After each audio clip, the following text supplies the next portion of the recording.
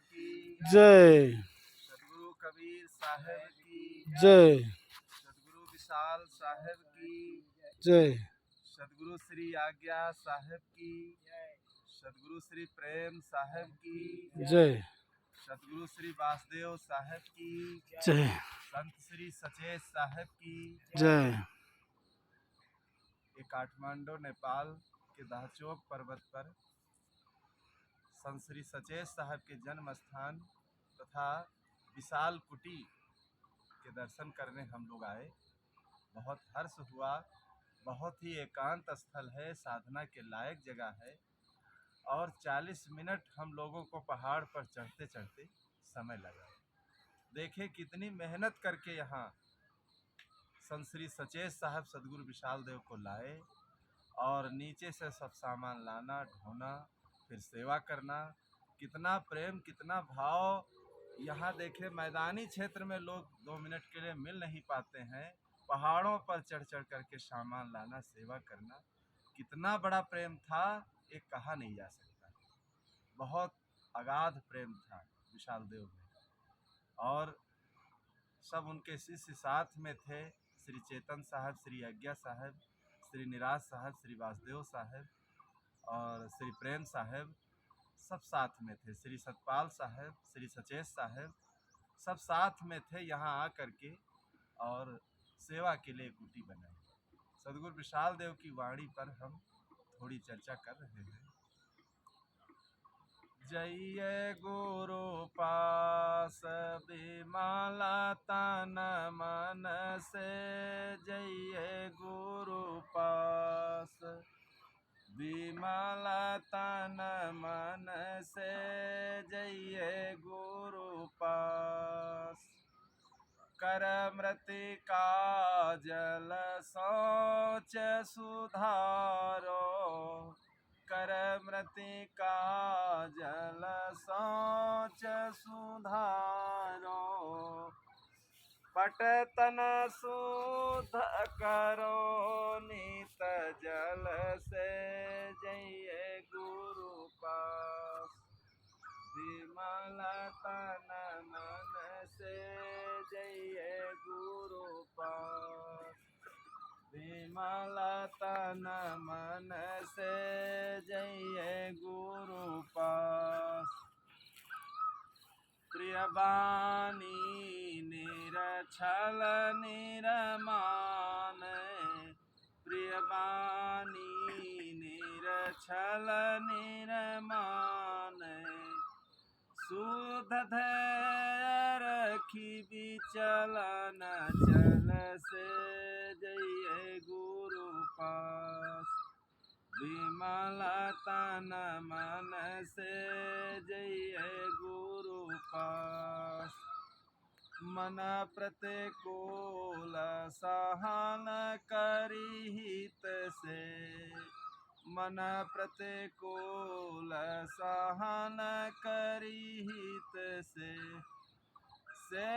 निदेश कुमगत जी दिल से, जय गुरु पास विमल तन मन से, जय गुरु पास तनय सार रुचि ताहि दुखद लखी, तनय सार रुचि ताहि दुखद लखी, करी प्रयत्न सोताहित सुख से, जय गुरु पास विमल तन मन से, जय गुरु पास विमल तन मन से, जय गुरु पास।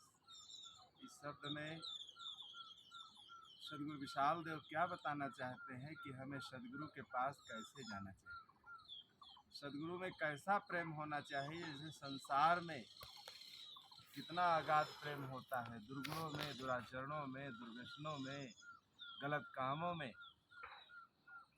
काम ही नार प्यार जिम लोभी के प्रीदाम, और तिम रघुनाथ निरंतर और प्री लागो मोहि राम।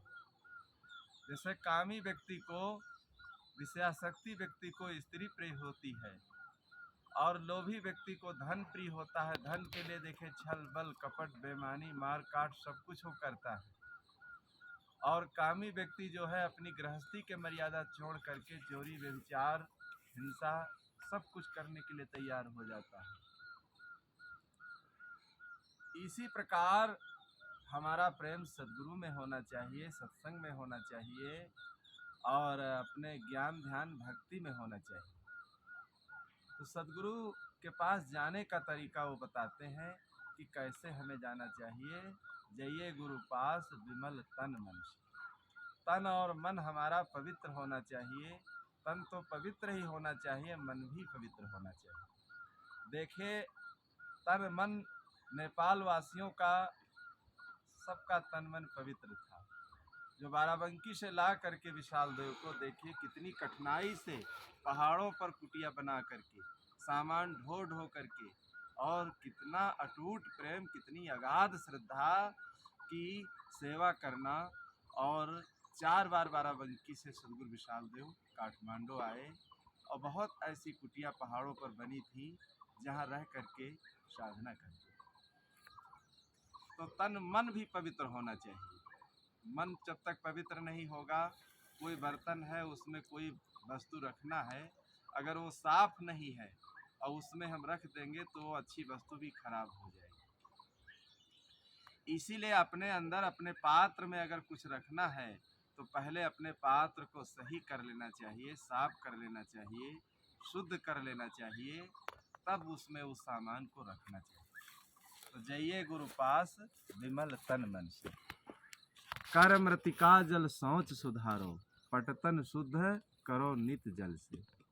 कर कहते हाथ को और मृतिका कहते हैं मिट्टी को।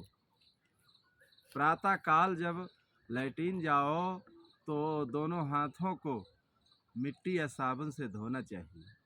मिट्टी और साबुन से धोना चाहिए, और तब वो हाथ शुद्ध होते हैं, तब हाथों की बैक्टीरिया खत्म होती है। पटतन शुद्ध करो नित जल से। कपड़े को कहते हैं ना, अगर साबुन है तो पानी से ही धो डालो, साफ शुद्ध रखो, तन मन सब पवित्र रहना चाहिए।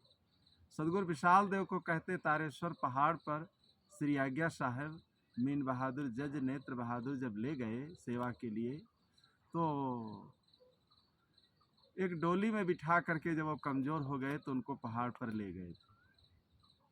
तो जब वो जो लोग ले गए थे जब वापस होने लगे, पहले से ही उनसे कहा था आप लोग स्नान ध्यान कर लें, क्योंकि पहाड़िया थे और देखने में ठंडा मुल्क है तो चमड़ी सफ़ेद रहती है।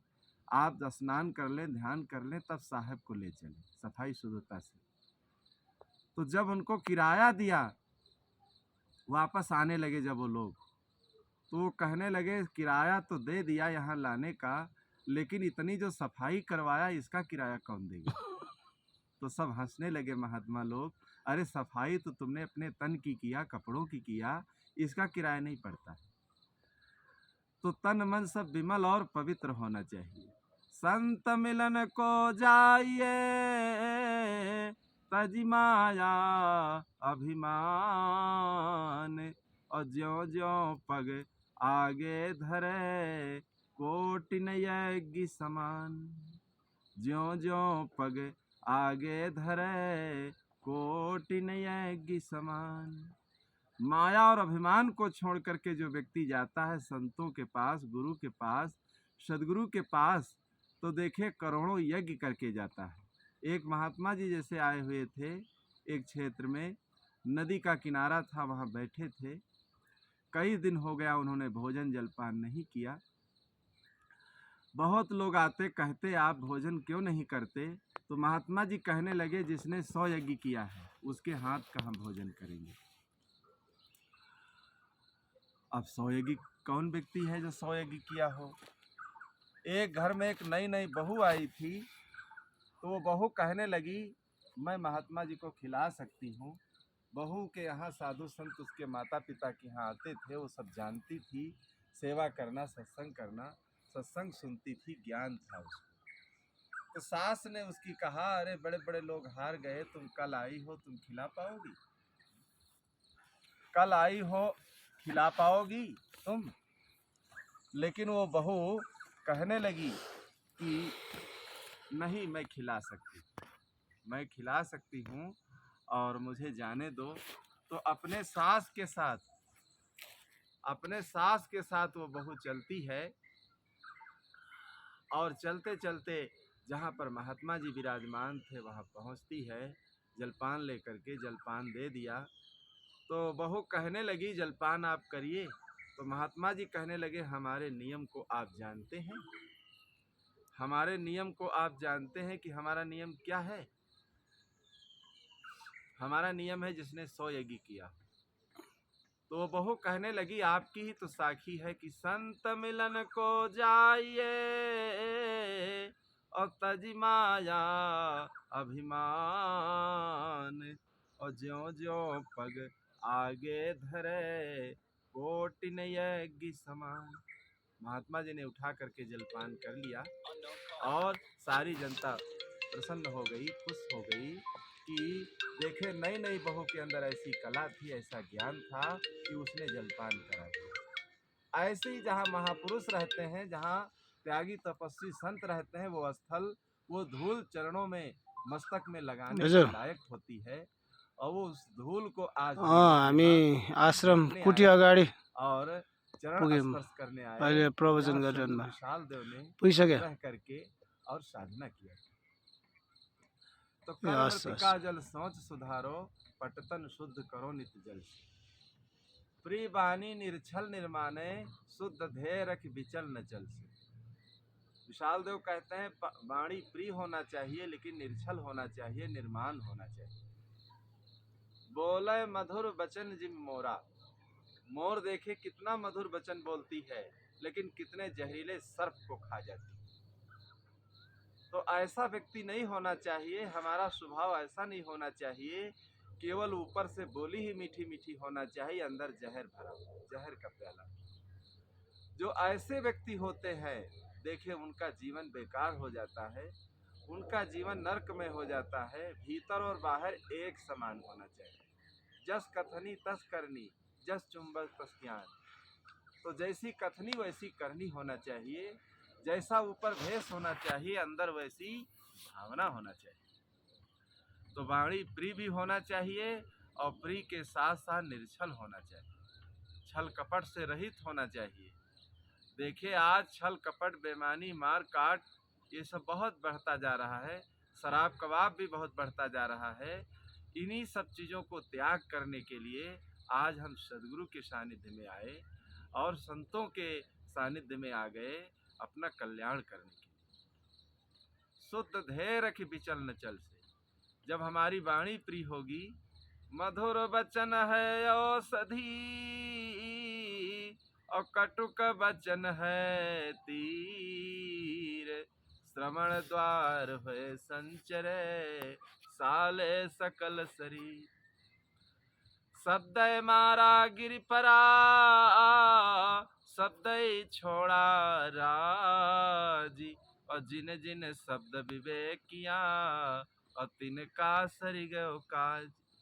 शब्द संभार के बोलिए और शब्द के हाथ न पाऊं, और एक शब्द औषधि करे और एक शब्द करे घाव। शब्द शब्द बहुअंतर, सार शब्द मत लीजे। कहें कबीर जहाँ सार शब्द नहीं, धृक जीवन सो जीजे।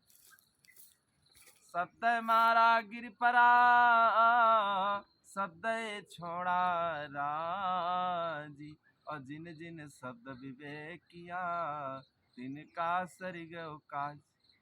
जिन्होंने शब्द का विचार कर लिया, देखिए उनका कल्याण हो गया।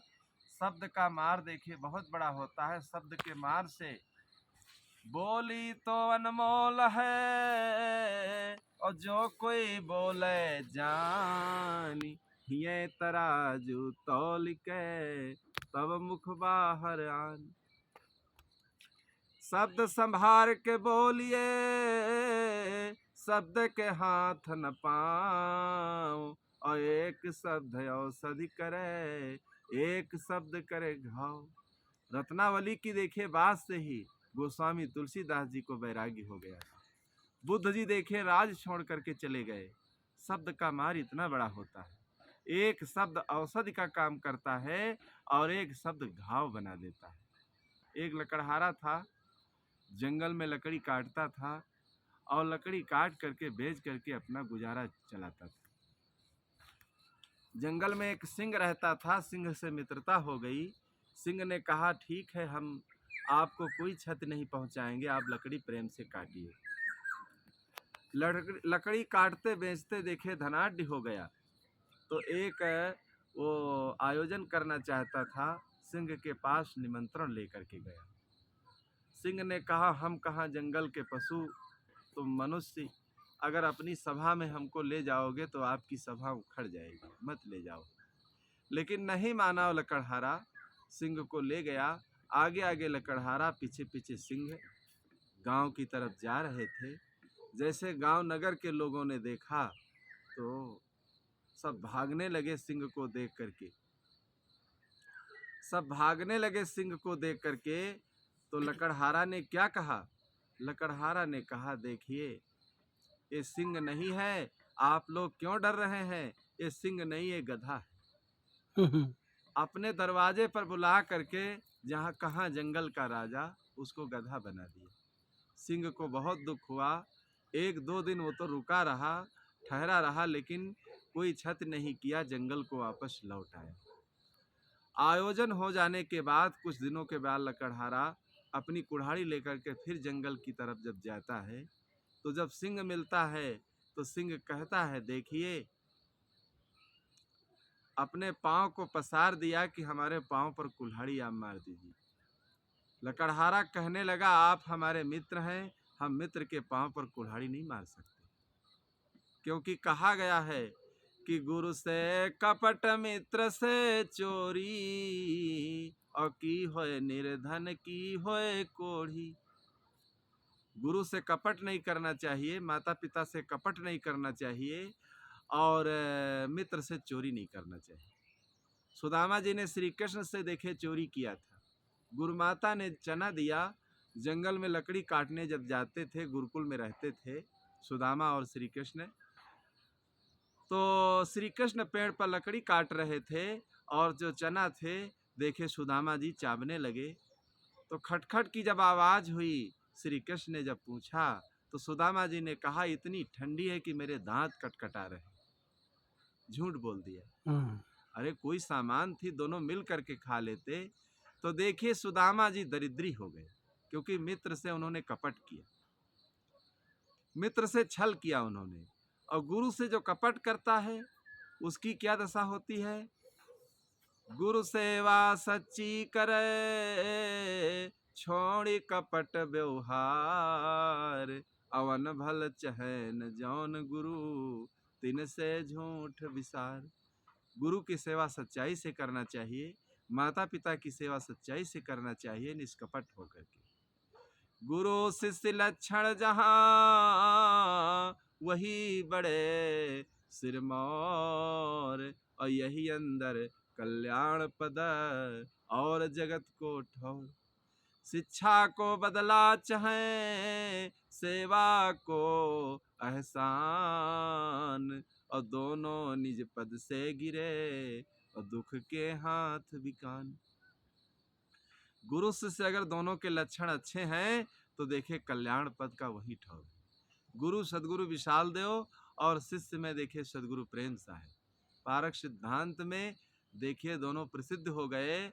गुरु शिष्य का नाता ऐसे कहीं कहीं ढूंढने में मिलेगा। आजीवन देखिए प्रेम निभाते हुए अपने जीवन को व्यतीत किए। बहुत ही अनुकरणीय और आदर्शमय ये बाराबंकी का इतिहास रहा है।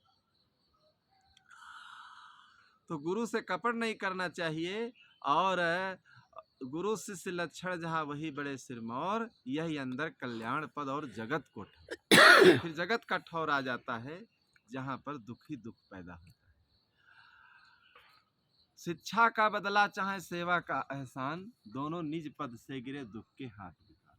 गुरु शिक्षा का बदला चाहते हैं और शिष्य सेवा का बदला लेना चाहता है, तो दोनों अपने अपने पद से गिर जाएंगे और दुख के हाथ दिखेंगे। तो देखिए, लकड़हारा ने कहा आप हमारे मित्र हैं, हम आपके पांव पर कुल्हाड़ी नहीं मार सकते क्योंकि हमारे मित्र हैं आप, हम आपके संग छल नहीं करेंगे। तो सिंह ने कहा अगर आप कुल्हाड़ी नहीं मारते हैं तो हम आपको अभी अंत कर देंगे आप। तो देखे, कुल्हाड़ी उसको मारना ही पड़ा। फिर सिंह ने क्या कहा, अब जाइए, कई महीने के बाद जंगल में आना।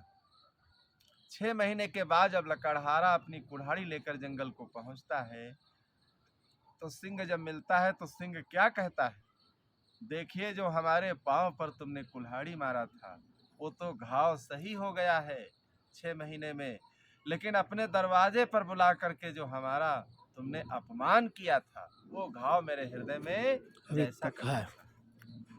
तो बंधुओं, शब्द संभार के बोलिए, शब्द के हाथ न पाओ। एक शब्द औषधि करे और एक शब्द करे। एक शब्द घाव का काम करता है। तो प्रिय बानी निर्छल निर्माणे, शुद्ध ध्येय रखी विचल न चल। मन प्रतिकूल सहन कर हित से, और से निदेश कुमद तज दिल से। भक्ति में, कल्याण के मार्ग में अगर कोई प्रतिकूलता आती है, संघर्ष आते हैं, संकट आते हैं, तो उसे सहना चाहिए, उसे त्यागना नहीं चाहिए। लेकिन कुछ लोग ऐसे होते हैं, संसार में लाखों कष्ट सह लेंगे, लेकिन गुरु मार्ग में, भक्ति में, वैराग में अगर कोई कष्ट आ गया तो तुरंत देखे छोड़ त्याग, क्योंकि संसार में अनादिकाल से सहते सहते आए, गुरु मार्ग में तो पहली बार आए। यहाँ का देखिए, एक बात सहने में बहुत कष्ट होता है। तो मन प्रतिकूल सहन कर हित से, इसीलिए सतगुरु विशाल देव ने कहा है कि करो विराग धरो मन दृढ़ता, तेहि दुख को तुम सुख विचारो, होय विराग जौन विधि बनता। हमारा वैराग भक्ति साधना जिस प्रकार से उसकी रक्षा हो, उसे सहना चाहिए, दृढ़ता से उसे सहना चाहिए। मन प्रतिकूल सहन कर हित से निदेश कुमग तज दिल से। देखिए, जो अंदर अपने कलुषित भावनाएं हैं उनको तजते हुए और मन की प्रतिकूलताओं को सहना चाहिए। जो सहता रहता है वही महान हो जाता है एक दिन। संघर्ष जो करता है, जो साहस हिम्मत रखता है, देखिए पहले तो कठिनाई होती है, फिर आराम में आ जाता है। दर्जी जैसे कपड़ा को सिलता है, लोहार लोहा को देखे पीटता है, सोनार सोना को गढ़ता है, और बढ़ाई लकड़ी को देखिए बनाता है, और ईंटा बनाने वाला, मकान बनाने वाला देखिए पहले काट छांट करता है, फिर वही मकान, वही कपड़ा जब बन करके तैयार होता है तो सबको अच्छा लगता है। इसी प्रकार जो गुरु होते हैं वो शिष्य को हर प्रकार से उसकी रक्षा करते हैं, उसको तपाते हैं। गुरु कुम्हार शिष्य कुंभ है, और गड़गड़ खाड़े खोट, अवंतर हाथ सहार दे, बाहर मारे चोट। अंदर से तो हाथ लगाए रहते हैं, बाहर से चोट देते हैं। जैसे कुम्हार का घड़ा होता है, कितना सुंदर बढ़िया बन जाता है, खरीदने वाले तुरंत ले लेते हैं। तो मन की प्रतिकूलताओं को सहन करते हुए और अपने जीवन में अच्छे काम करते रहना चाहिए। तन असार रुचि ताहि दुखद लखी, कर परियत्न स्वता हित सुख। फिर अंतिम चरण में सदगुरु बताते हैं कि तन असार रुचि ताहि दुखद लखी। जिस शरीर में हम मोह करते हैं, ये शरीर मलमूत्र, हड्डी, पसीना, रक्त का देखिए ये बिल्कुल ठठरी है। अगर खाल हटा दी जाए तो देखिए कोई बैठना नहीं चाहेगा। ये गंदगी का घर है जिसमें मोह करके देखिए नर नारी, संसार के लोग मोहित हो जाते हैं, और मोहित होकर के पाप करते हैं, गंदे काम करते हैं, जीवन को अपने बेकार कर लेते हैं, ब्रह्मचर्य का पालन नहीं करते। है निष्काम महान धन ब्रह्मचर्य को धार, और मैथुन अष्ट को छोड़ के सदा सुखी तज। तो शरीर की आसक्ति, प्राणी पदार्थों की आसक्ति का त्याग करते रहना चाहिए। कोई अपने मन में आसक्ति न बनने पाए, और ऐसी भावना अपनी बनाना चाहिए। सदगुरु विशाल देव कहते जब नेपाल को आते थे और चलने के पहले ही 10 दिन देखिए खाना पीना जो होता था सब छोड़ने लगते थे। लोग कहते आप दूध नहीं पीते, आप ये नहीं खाते, तो वो कहते देखे पहले से ही अपने मन को समेट लो, वहाँ जाने से कोई तकलीफ नहीं होगी। नहीं तो वहाँ याद आएगा कि ये खाते थे, वो पीते थे, वो नहीं मिल रहा है यहाँ। तो मन जो वैराग्यवान होते हैं, महापुरुष होते हैं, अनासक्त पूर्वक सारे काम करते हैं। खाना पीना, सोना जागना, लेना देना सब अनासक्ति पूर्वक। आसक्ति रख कर कोई काम वो नहीं करते। ऐसे शरीर की भी आसक्ति नहीं रखना चाहिए। चेतन जो है सत्य है। ये पृथ्वी जल अग्नि वायु से बना जो शरीर है, ये मिट्टी से बना है और मिट्टी में फिर मिल जाता है। ये कोई काम मरने के बाद नहीं आता है। देखिए राम ने जब बाल को मारा तो बाल की पत्नी जो तारा थी बिलक बिलक करके रो रही थी, तो तारा को समझाते हुए राम क्या कहते हैं, तारा बिकल देखी रघुराया, अदीन ज्ञान हरि लीना माया, प्रगट सुतो तन आगे सोया, अजीव नीति तुम कही लगी रोया, छित जल पावक गगन समीरा, और पंचरचित यायधम शरीरा, पंचरचित यह अधम शरीरा। राम कहते हैं अगर शरीर के लिए रोती हो तो शरीर देखिए तुम्हारे सामने पड़ा है, अगर आत्मा के लिए, चेतन के लिए, जीव के लिए रोती हो तो जीव अजन्मा। गीता में श्री कृष्ण ने भी कहा है जीव भूता सनातना, ये कभी नहीं मरता है, अजर अमर अविनाशी है, नित्य है, सत्य है, अखंड है। इसलिए अपनी अमरता का ध्यान देते हुए शरीराध्यास में नहीं पड़ना चाहिए।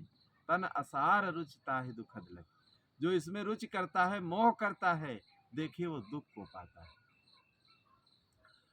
तन असार रुचिता है दुखद लकी, कर प्रयत्न स्वता हित सुखी। बराबर इसकी आसक्ति छोड़ने के लिए प्रयत्न करते रहना चाहिए और अपने ज्ञान और भक्ति के मार्ग में लगे रहना चाहिए।